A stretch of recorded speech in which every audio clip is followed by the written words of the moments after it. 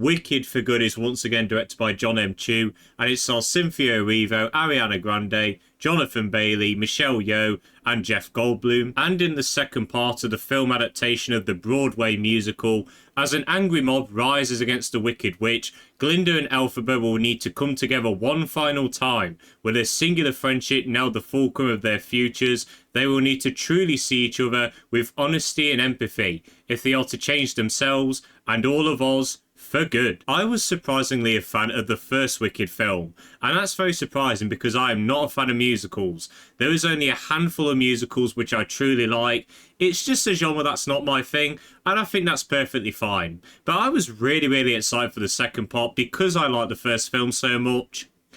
And unfortunately, I have to say that this is a big step down from part one. Now, I don't think this movie is bad. It's far from bad.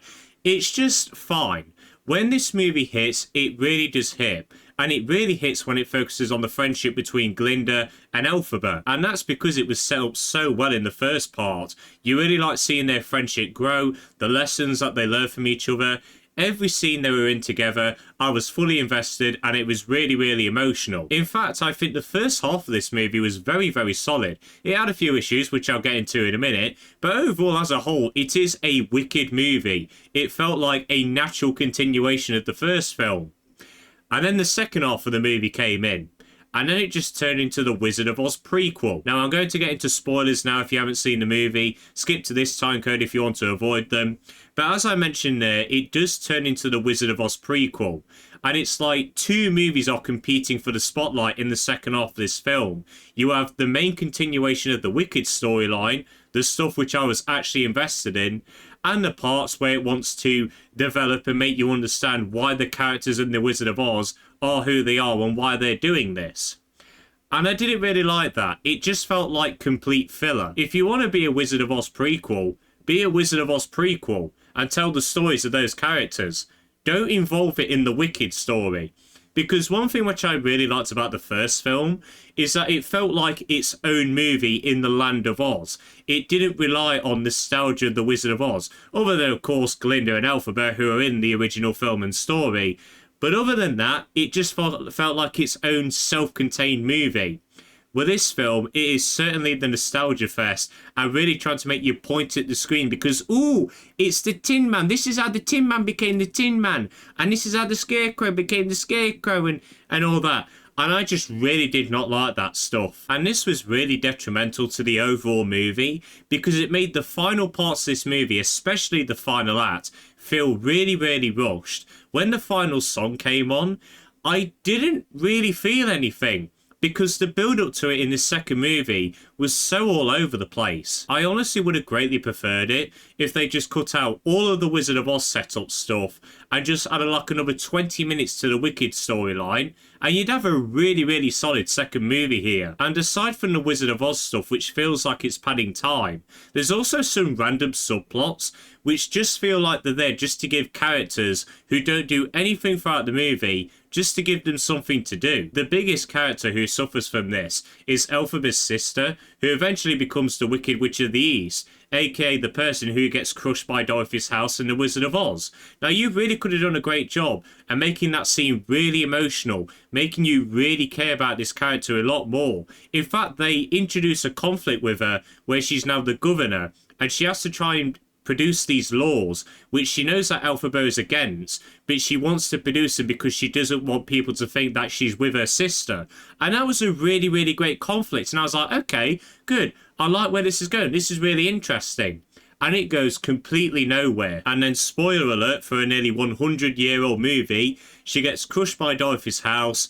And then the scene where Elphaba says goodbye to her is so rushed, so you really can't feel the emotion. However, one thing that this movie did do right is that it did give some characters who I felt were really underused in the first part a little bit more something to do.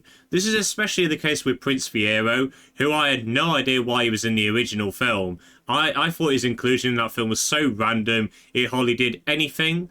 But this film made me understand why he was in that movie, and it's kind of added a few more merits to that film now, and I really did like his character in this movie a lot more. Another aspect where this film really fell flat for me was the songs. Now, I thought the majority of the songs in the first part of Wicked were really catchy, popular and Defying Gravity, absolute bangers in my eyes. But in this film, there's just nothing that reaches those heights. The only song that I genuinely really liked was Wonderful, with Jeff Goldblum as the wizard singing most of it, because it was actually kind of funky, and it gave insights into the characters and the land of Oz, which is something that songs in musicals should do, to convey information which will be very difficult to convey in a regular story and dialogue.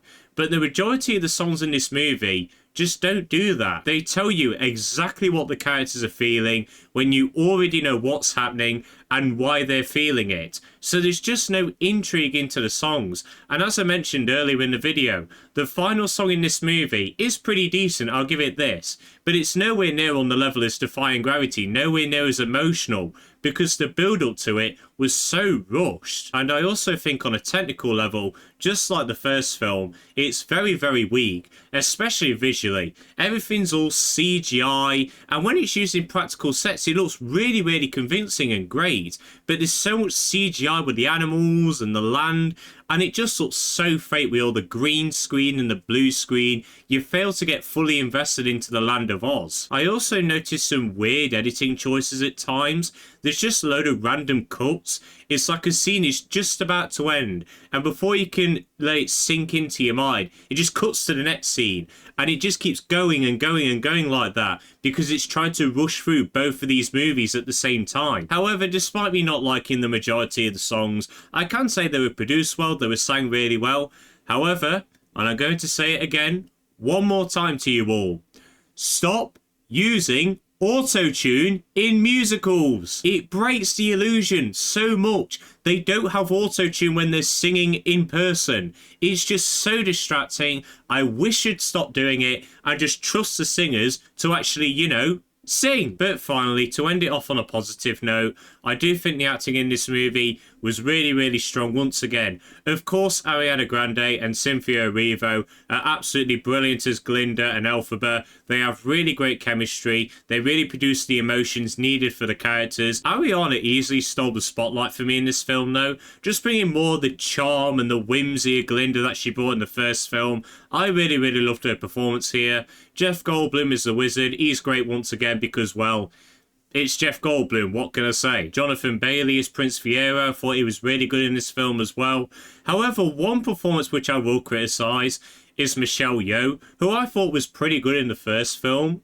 But I don't know what it was about this part, but she really did not seem interested. She was kind of just going through the motions for every scene that she was in, and I really didn't get invested into her performance that much. So in conclusion, Wicked for Good is a big step down from the first part, but that doesn't mean it's a bad movie. I did enjoy this movie in parts. As I said, when it hits, it really does hit. When it's focusing on Glinda and Elphaba's friendship, the songs are well produced, they're well sang, but they're just not as emotional as the first film's music. The story is all over the place because it feels like two movies are fighting for the spotlight. The cinematography, the colours, the editing is all way off for me, but the performances are really, really strong. So Wicked for Good does have its good parts, but as a whole package, it really is disappointing for me. However, if you do like Wicked and you do like the stage musical, you might really like this part. I've heard the second act isn't as good, and I can see why now after this film. But hey, if you're a fan of the musical, you'll very much enjoy this film. I know you will. So I'm going to give Wicked for Good a very solid enough 6 out of 10. And people, that is the end of this review. If you have seen Wicked for Good, do let me know your thoughts on it. Did you like it? Did you not? Let me know. But I hope you all enjoyed this video. Have a good day, and see you later.